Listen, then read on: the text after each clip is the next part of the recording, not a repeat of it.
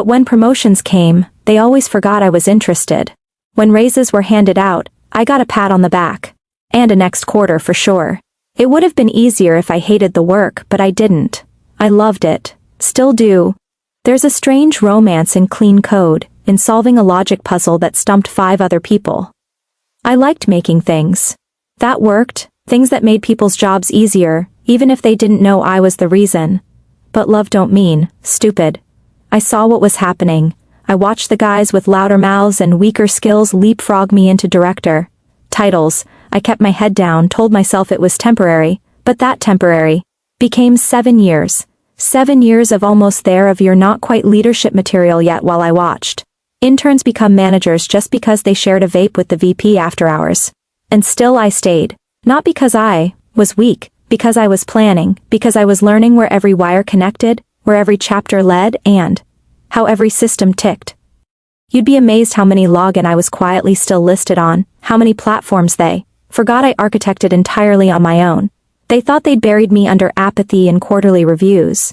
But I wasn't buried, I was burrowed. And if you've ever burrowed, you know what happens next.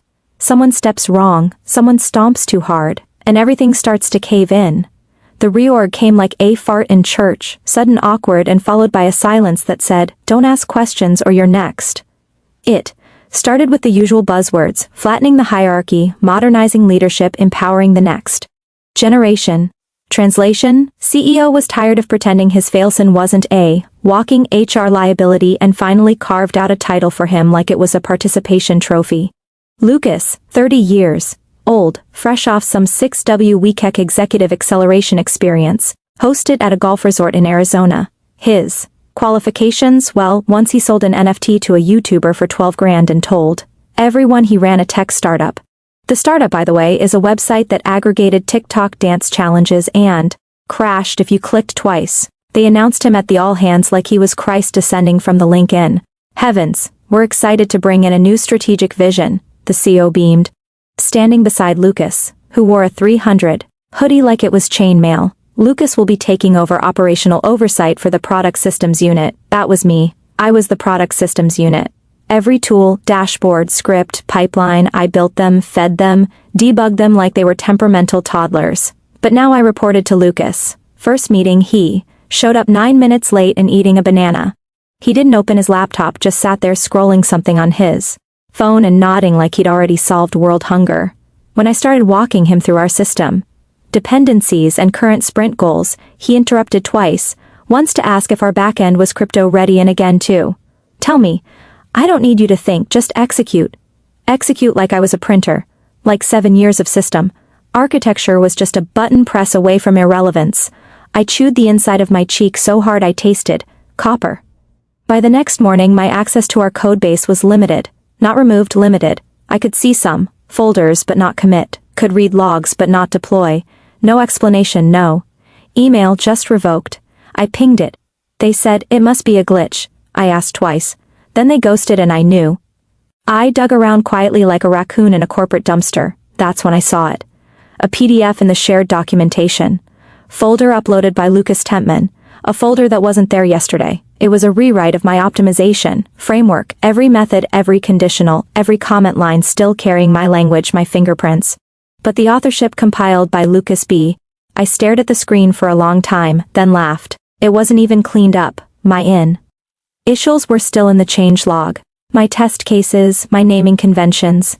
He'd basically slapped his name on my car while leaving my old Taco Bell wrappers in the glove box. I thought about reporting it to HR. I really did.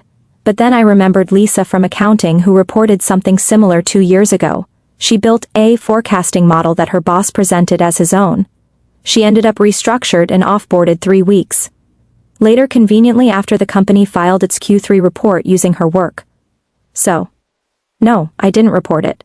I documented. I screenshotted. I saved logs. I exported the commit history. I took photos of my own goddamn whiteboard sketches. See, they thought I was an old dog, too scared to bite. What they didn't know, this old dog had already started marking the exits. And Lucas, he strutted around like the king of stolen castles, holding meetings with VPs where he misused the term machine learning and called APIs app things. Every time he swaggered past my desk, I smiled. Sweetly, blankly. The way you smile at a man who doesn't realize his parachute's already been swapped for a laundry bag. The culture shifted fast. No more jokes in the break room. No more collaboration. Just people jockeying for Lucas's approval like it was 1999, and he was the DJ at prom. He started naming innovation. Squads with bro-y nicknames. Renamed my dashboard the Speed Zone. Asked if we could gamify our backend. Told marketing I'd help them build a client war room even though I hadn't spoken to him since the banana meeting. I stayed silent, I watched. And in the silence I started gathering everything. Every line of mine he repackaged. Every module renamed. Every system I'd built that now bore his initials in the footer. I let him believe. Because that's the thing about wolves in sheep's clothing. They forget some of us still remember how to hunt. I played it cool. That's the trick. You don't scream when the blade's already in, you twist it back slow when no one's watching. Outwardly, I adapted. Showed up early, nodded. During Lucas's jargon-soaked meetings like his insights weren't lifted straight off a tech blog written by someone named CryptoBro95 smiled when he called my database cleanup tool some neat back-end sparkle.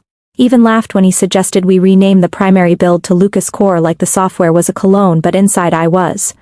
Building fire I did dig through my backups, the good ones I kept on an encrypted thumb drive shaped like a lipstick tube every version of my core systems from.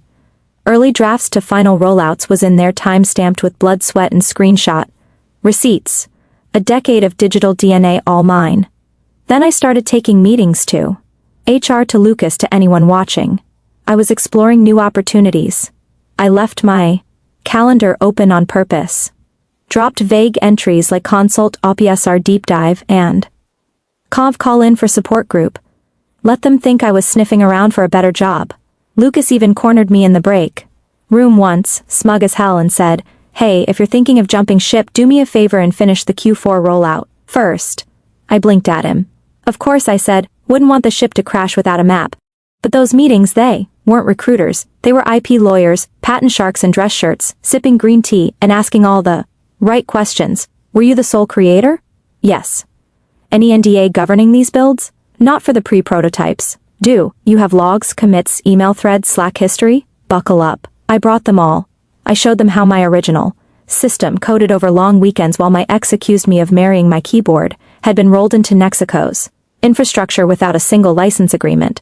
How their new automation tool still ran off a command string I invented 5 years ago while watching Jeopardy. In my pajamas, they didn't just nod, they smiled. That kind of slow, knowing smile that means someone else's lawsuit just walked into the room wearing lipstick and a badge swipe. They were the first people to call me a founder. And that's when I knew I wasn't just an employee being erased. Was an owner whose house had been squatted in by rich idiots who couldn't read a blueprint. So I filed 3 provisional patents, clean ironclad, one for the system optimization layer, one for the automation integration logic, and one for the interface translator. Lucas had recently demoed a client summit while mispronouncing the name of the script I'd written. It didn't matter if Mexico used them now, it mattered that I had the receipts, that I had the timestamps, that I had quietly, legally put my name on the very bones of their product. I filed them in a coffee shop at 7:43 p.m. on a Wednesday. No champagne, no toast, just a quiet ping in my inbox and the low hum of righteous satisfaction vibrating through my spine. The kind of satisfaction that comes when you realize the people trying to bury you forgot you designed the damn shovel. At work, Lucas kept parading around like an emperor in a discount crown.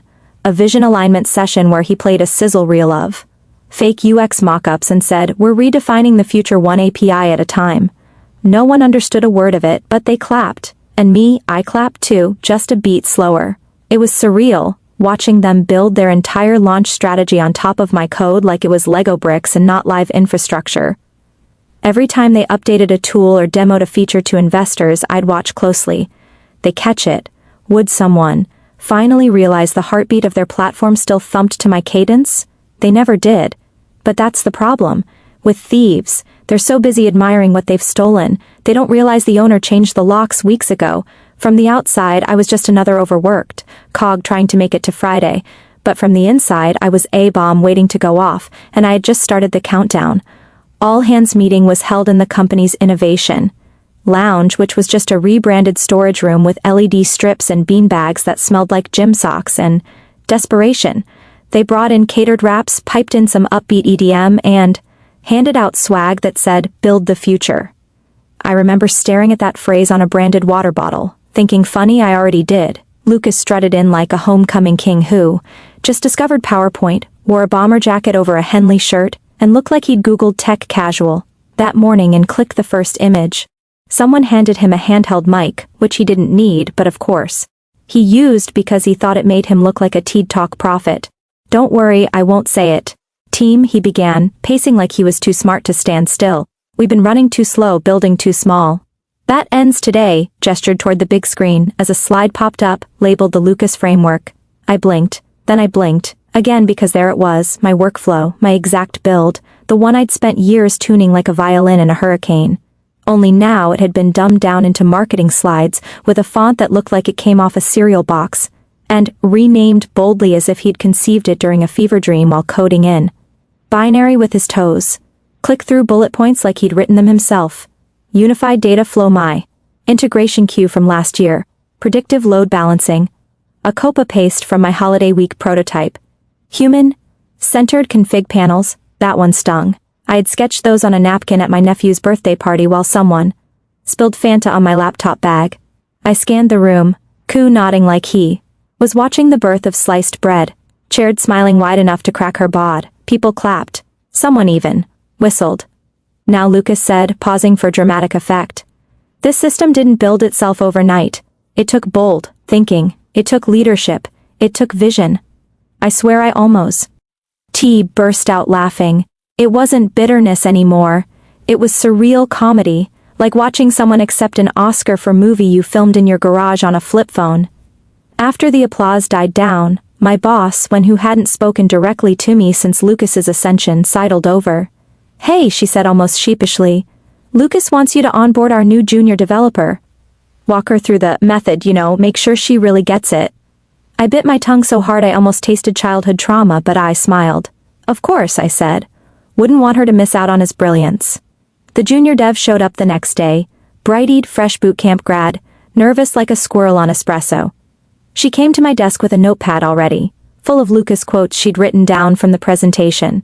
So she said, sitting down, I read all the internal docs, super inspiring stuff. "Did you get a chance to work on any part of the Lucas system before he took over?" I turned to her slowly. "A few bits," I said, trying not to choke on my own sarcasm. "But I'm mostly here to support his vision now." Spent the next 4 hours walking through code she'd already skimmed but didn't understand, the real code, not the sanitized diagrams Lucas presented. She asked good questions. She picked it up fast, but more than once, she tilted her head and said, "This part sounds a lot like the draft notes I saw in the old dev wiki. Weird there's no attribution." I didn't say anything, just raised an eyebrow and kept going. Later that night dug into the internal knowledge base, and there it was, a whole section titled Lucas Ops, Future Ready Foundations, paragraph after paragraph of text pulled straight from my personal design journals, word for word in some places, the metaphors, the layout flow, even a typo I'd made once. In a rush, efficiency instead of efficiency. He hadn't even corrected it. He hadn't stolen my work. He'd wholesale imported it and no one noticed 'cause no one ever noticed me. Not unless something broke. Not unless I was late. Not unless they needed a scapegoat for a delay caused by a budget cut or a sales VP's hallucinated client demand.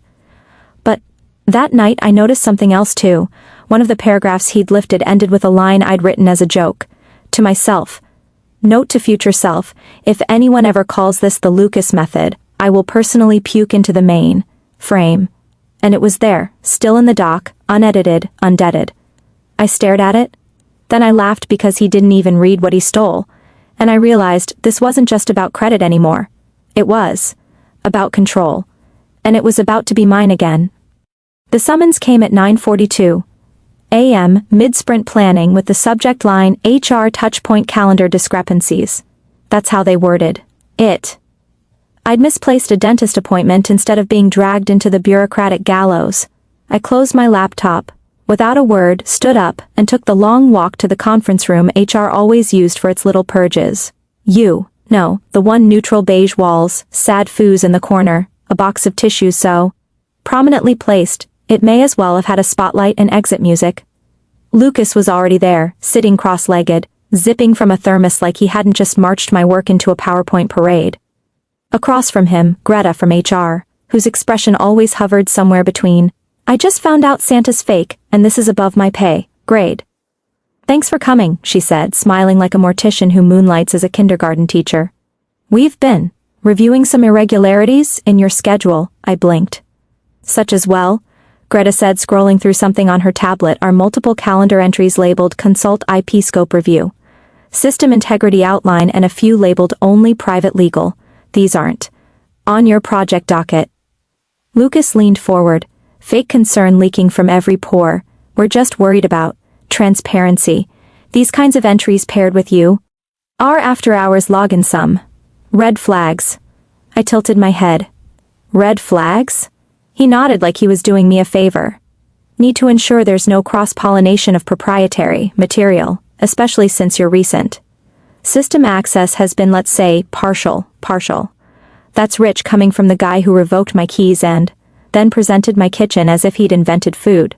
"So," Greta said, shifting in her chair like she needed to pee or puke or both, "we just want to clarify, have you been communicating with external firms about company tools?" I stared at her, then at Lucas at the glass of water they provided like it was supposed to soften the blow. I leaned back in my chair, laced my fingers over my stomach and said calmly, "If you're firing me, do it. Otherwise I have work to finish." Silence. Greta blinked 3 times. Lucas opened his mouth then closed it again. He didn't expect that. They wanted me flustered, maybe apologetic. Graveling would have been the cherry on his smug sundae. Instead I stood. "Let me know," I said. "For lunch would be ideal." And I walked out. Didn't storm, didn't slam a door, just walked like someone whose hands were clean and calendar was bulletproof. Because those meetings, every one of them was legal, private and logged on my own time. I didn't bring company data. I didn't use company tools. I had been extremely painfully careful. But none of that mattered. Lucas didn't care about facts, he cared about narrative. And HR didn't care about justice, they cared about containment. Exactly 24 hours. Later I got the email. Subject, termination of employment, violation of confidentiality protocol. Effective. Immediately. Security would escort me to retrieve my belongings. A second email included a link to the NDA. They claimed I had violated. No hearing, no appeal. I didn't reply. I didn't need to. Arrived that afternoon with a cardboard box already labeled. Packed up my desk like I was flipping a breaker. Monitor cables, personal mug, succulent. That same damn succulent, half dead and still fighting.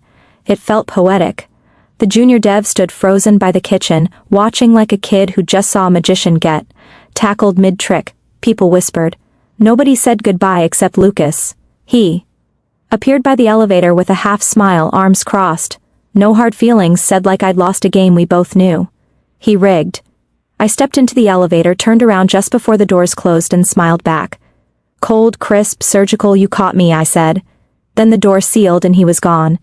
I didn't look back, not because I was sad, because I was already free, because the minute they let me go, they let go of every claim they thought they had on what I'd built. And in doing so, they set the fuse. By the end of the week, Office had chewed through my name and spit it out with a chalky taste of scandal. The company line was tight and rehearsed.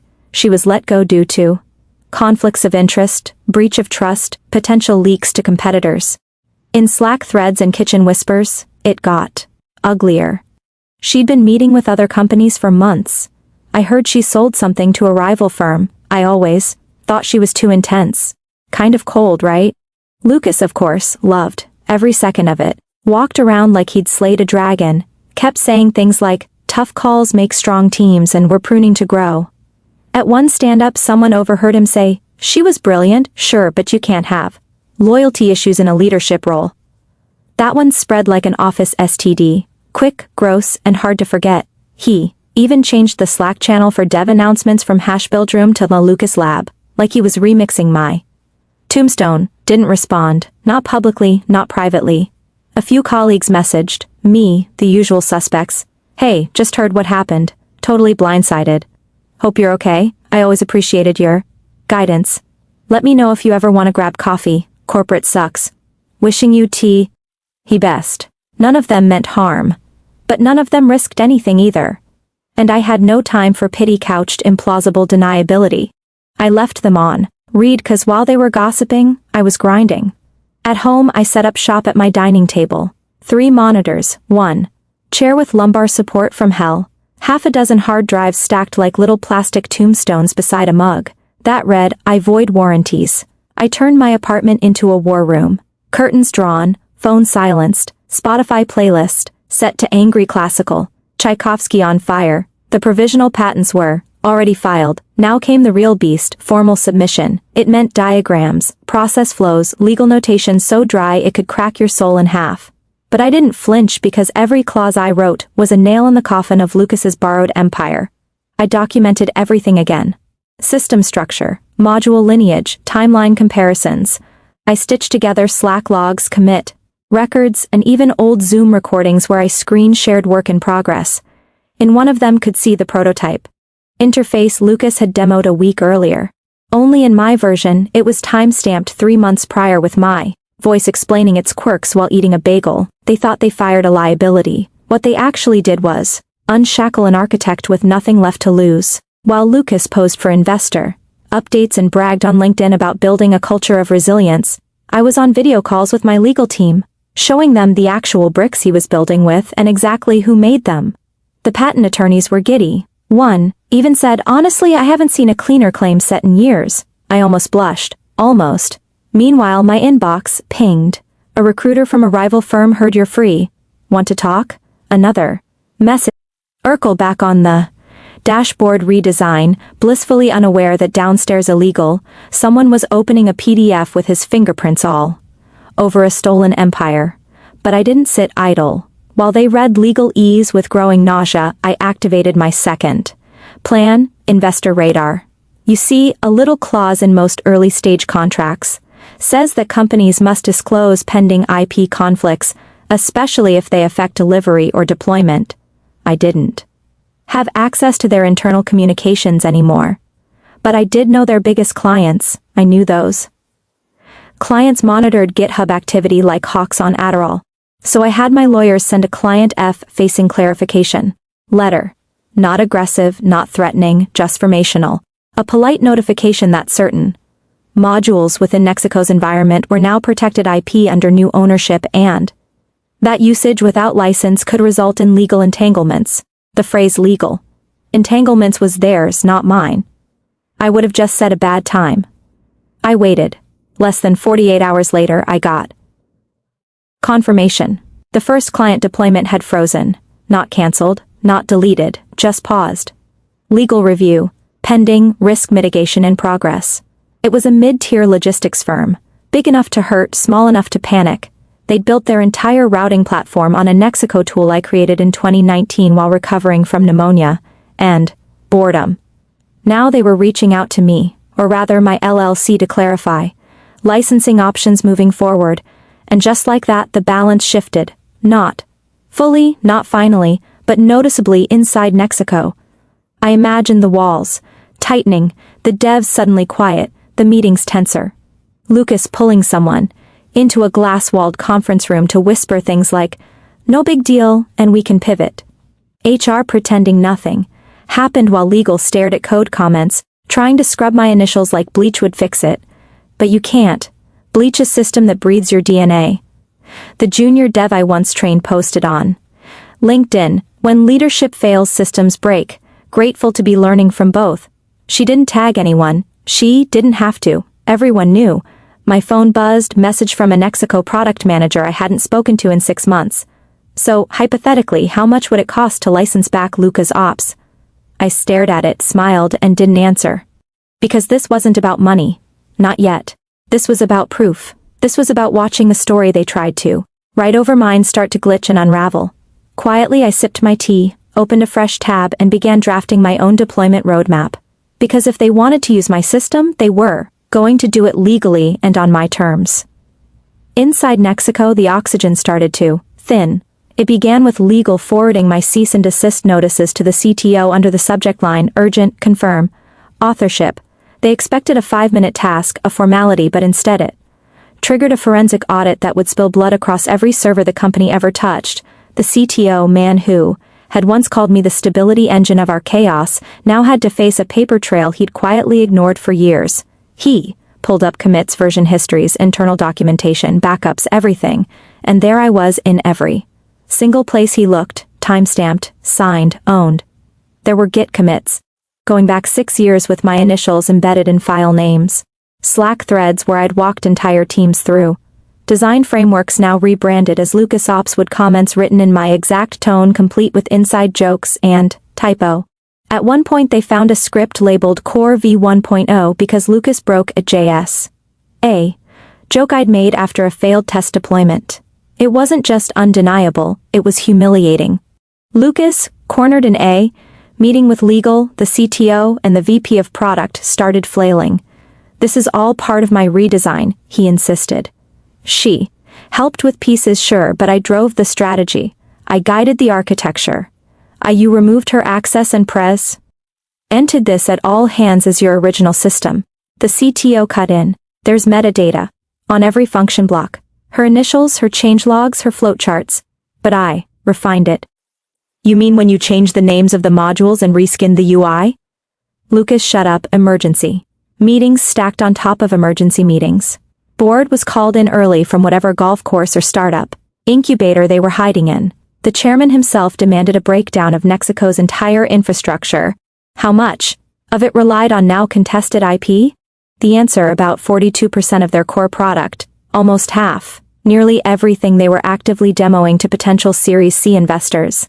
The COO tried to spin, the general counsel tried to bluff, HR tried to disappear. The facts wouldn't budge. And the patent filings, those were public now. Some legal blog picked it up. David and Goliath in the server room, one woman's IP war against Mexico systems. It spread like gasoline. They included screenshots from public GitHub issues, quotes from my cease-and-desist, even a side-by-side comparison of Lucas's new architecture and my original patent diagrams. Spoiler, they were identical, except mine had better labels. Article tagged my attorneys, who promptly shared it with a statement that ended with, "We stand by our client's right to protect her original work against unauthorized use by former employers." 3 hours later, the name of my patent firm trended on LinkedIn. That's when the VC shark started circling. Back at Mexico, the investor relations inbox imploded. Clients demanded to know if their platforms were now legally compromised. An international client halted a 4.6% contract, citing uncertainty around IP provenance. That phrase got quoted in 3 industry newsletters the next morning. Lucas stopped posting on LinkedIn. His last update, proud of the work we're doing to revolutionize infrastructure, was quietly deleted, but not before someone screenshot it and turned it into a meme next to my patent number. I didn't gloat, not publicly. I didn't need to. Instead, I sat on my couch, hoodie on, watching the collapse unfold like a slow-motion car crash, filmed in 4K calm, untouched, a ghost in the machine they thought they'd exorcised. I got a call from my attorney, that night. "They want to talk," she said. "Who?" I asked, knowing the answer. "Mexico." "Well, the board Lucas has been advised not to attend." I smiled. "Let them schedule something." Then I went back to building my own thing, my own code, my own terms, 'cause the sword I just pulled from their gut. I wasn't done swinging it yet. The emergency shareholder call hit headlines before it even ended. Internal sources leaked just enough for reporters to piece it together. A confidential session turned bloodbath, directors yelling over legal counsel, investors demanding heads, and right in the middle of it all, Lucas, blinking like a kid, caught plagiarizing his science fair project. By noon, Mexico posted a formal press release. Effective immediately, Lucas Bennett has been placed on administrative leave pending internal review. We deeply regret the oversight and are conducting a full audit of our infrastructure and IP practices. Oversight, that's what they called it. Like he'd misfiled a spreadsheet instead of hijacking a multi-million-dollar software suite he didn't write. Still, it was something. The PR firm they hired couldn't polish it clean. At this time, the fallout was swift. HR took the first blow too. Directors ousted, including Greta, who once asked me if I was perhaps taking the whole authorship thing a bit personally.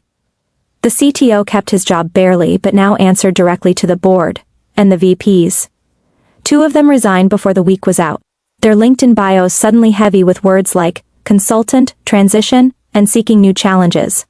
Then came the settlement. A lawyer called on a Tuesday. They've agreed, she said, voice tight with professional glee. 7 figu. Res, full. Acknowledgement of ownership. Future used to be licensed under your LLC with annual royalties if they wish to. Continue. No apology, no handshake, just signatures, wires, and silence. I accepted, not because I needed the money, but because it was proof. Proof that I was right, that I'd always been right, and they'd buried the wrong body.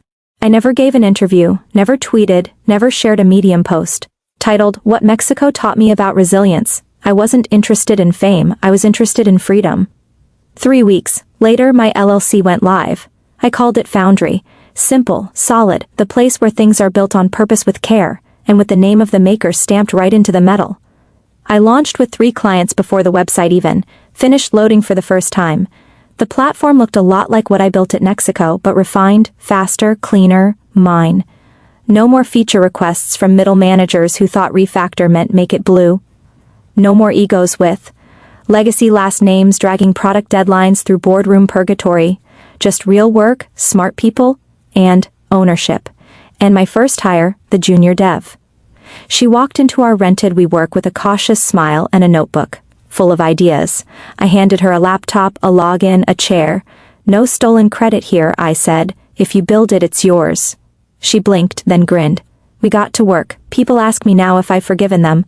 Lucas, the company, the whole chorus of backpatters and email forwarders who let it happen. I haven't, because forgiveness is something you offer when someone tries to make it right. They didn't. They tried to erase me, and instead I became the watermark.